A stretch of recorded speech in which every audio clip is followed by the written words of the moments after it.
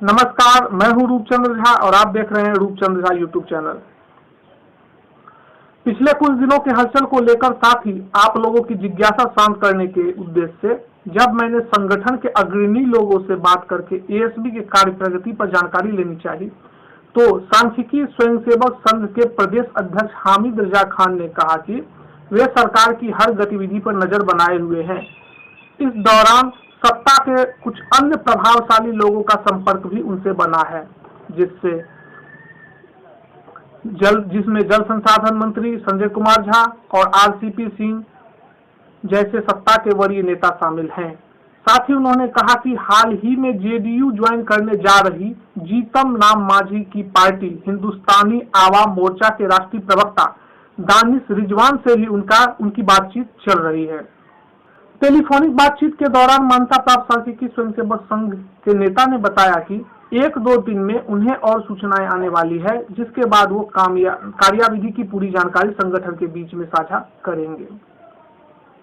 संगठन में अन्य सक्रिय लोगों द्वारा कही जा रही बातों को लेकर जब मैंने चौधरी कमेटी की अनुशंसा से जोड़कर उनकी राय जाननी चाहिए, तो इस पर एएसपी प्रेसिडेंट ने कहा कि किसी भी अफवाह पर ध्यान न दे। सरकार का कोई भी फैसला नीतिगत रहता है, इसीलिए किसी को घबराने की आवश्यकता नहीं है। जो भी होगा वो अच्छा ही होगा। मेरे पूछने पर कि क्या सरकार इस मौजूदा कार्यकाल में संविदा कर्मियों पर निर्णय ले पाएगी, इस पर मोतिहारी के लाल ने कहा कि निश्चित रूप से जल्द ही बिहार सरकार संविदा कर्मियों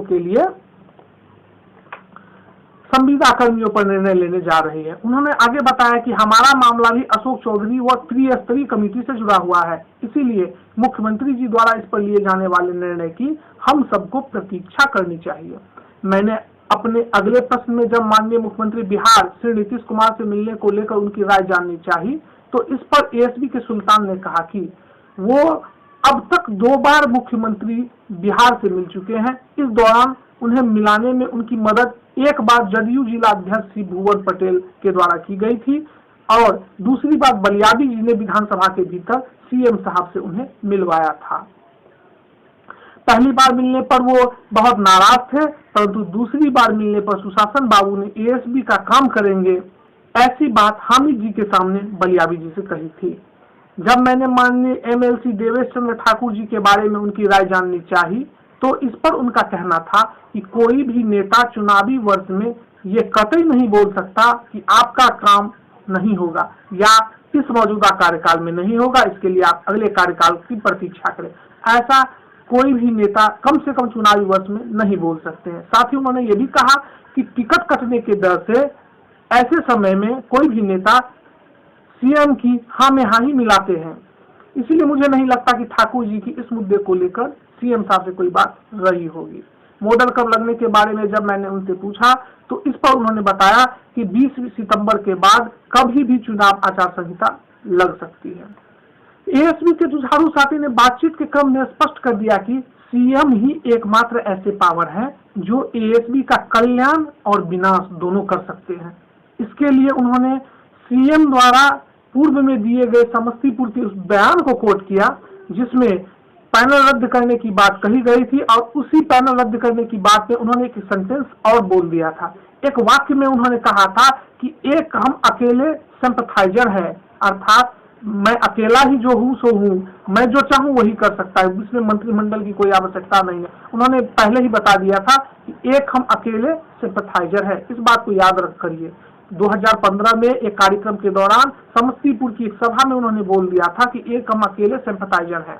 इसीलिए विकास पुरुष के मन को पहचानना किसी के बस की बात नहीं, कोई भी व्यक्ति केवल प्रयास ही कर सकता है, और ऐसा ही प्रयास मैं पूरी लगन और निष्ठा से कर रहा हूँ। सफल होना ना होना मेरे हाथ में नहीं है, मेरे हाथ में केवल कर्म करना है जो मैं कर रहा हूँ। तो आपने अपने प्रदेश अध्यक्ष की बातों को सुन लिया। उन्होंने एक बात और कही थी, उन्होंने कही थी कि मांझी जी अपने कार्यकाल के अंतिम दिनों में कुछ कैबिनेट लेके आए थे और उनके अंतिम 2 कैबिनेट को जोड़कर तकरीबन 34 एजेंडे पे मुहर लगा था। लास्ट के कुछ कैबिनेट को मिलाकर उनका जो एजेंडा था वो 34 एजेंडा जिस पर वो मुहर लगा के रह गए थे। हालांकि उसके बाद माननीय मुख्यमंत्री बिहार वर्तमान में नीतीश कुमार वापस आ गए और उन्होंने मांझी जी को मांझी जी को इस्तीफा देना पड़ा और उनके द्वारा जो अंतिम समय में निर्णय लिए गए थे उन एजेंडे को नीतीश कुमार ने निरस्त कर दिया था और उसका हवाला ये दिया था कि ये निर्णय अल्पमत की सरकार के द्वारा लिए गए हैं, इसीलिए इस निर्णय को नहीं माना जाएगा। और उसके कुछ महीनों के बाद एक एक करके माननीय मुख्यमंत्री बिहार से नीतीश कुमार ने उन सभी निर्णयों को धीरे धीरे धीरे धीरे लागू करना शुरू कर दिया। मुख्यमंत्री नीतीश कुमार ने अपने कैबिनेट में विगत के मांझी सरकार के कैबिनेट में जो लिए गए निर्णय थे उसको धीरे धीरे पास करना शुरू कर दिया। एक दुर्भाग्य की बात है कि उसमें एएसबी वाला जो मामला था वो आज भी पेंडिंग में फंसा हुआ है। कुल मिलाकर ये कहा जा सकता है कि जिस तरह से माननीय मुख्यमंत्री बिहार ने पूर्व के सरकार के द्वारा मांझी सरकार के द्वारा लिए गए निर्णय को जैसे धीरे धीरे करके पास किया है, एएसबी का मामला भी अछूता नहीं रहेगा। मांझी कैबिनेट ने उन दिनों मांझी कैबिनेट ने ये निर्णय लिया था, उसमें कहा था कि सांख्यिकी स्वयंसेवक के मामलों को सुलझाने के लिए एक कमेटी का गठन किया गया है। ये कमेटी अपना रिपोर्ट सरकार को सौंपेगी और उस रिपोर्ट के आधार पर सांख्यिकी स्वयंसेवकों का कल्याण सरकार करेगी। चूंकि मांझी जी खुद मुख्यमंत्री नहीं रहे, बाद में नीतीश कुमार बन गए, इसलिए उस कमेटी का गठन ही नहीं हुआ। मौजूदा कार्यकाल में सरकार ने एक कमेटी बनाई थी, अशोक चौधरी जो 1972 आईएएस रैंक के बैच के सेवानिवृत्त आईएएस हैं, और उस कमेटी में भी एएसबी का नाम था। लेकिन उसके बाद एक और कमेटी बनी जिस कमेटी का नाम त्रिस्तरीय कमेटी बोला जाता है, इसके अध्यक्ष आमिर सुहानी सर हैं। तो उस कमेटी में भी एएसबी शामिल है।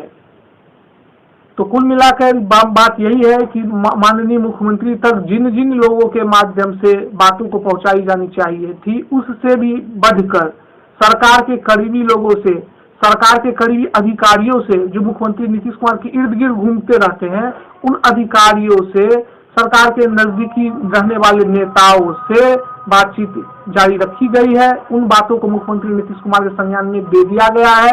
कायदा जो है वो मुख्यमंत्री नीतीश कुमार ही करेंगे। कोई अपने ऊपर से पावर नहीं है कि वो चिट्ठी बना दे, सिग्नेचर कर दे। खास करके मैं एसबी के संगठन के नेता की बात कर रहा हूँ, वो कुछ कर नहीं सकते हैं, वो प्रयास ही कर सकते हैं और सारे लोग प्रयास कर रहे हैं। इसीलिए किसी के प्रयास को जाया ना होने दे, अपनी तीखी टिप्पणी से उनका मनोबल न गिराए, उनके हौसले को बढ़ाएं। यदि आप उनका सपोर्ट नहीं कर सकते हैं तो कम से कम उनका विरोध भी मत कीजिए। इसी वाणी के साथ कि मैं अपने अगले अंक में इससे भी बढ़कर और जो कि कुछ भी एसबी के लिए गतिविधियां घट रही है उसके बारे में जानकारी दूंगा। इसी आशा और विश्वास के साथ आप सबों को धन्यवाद।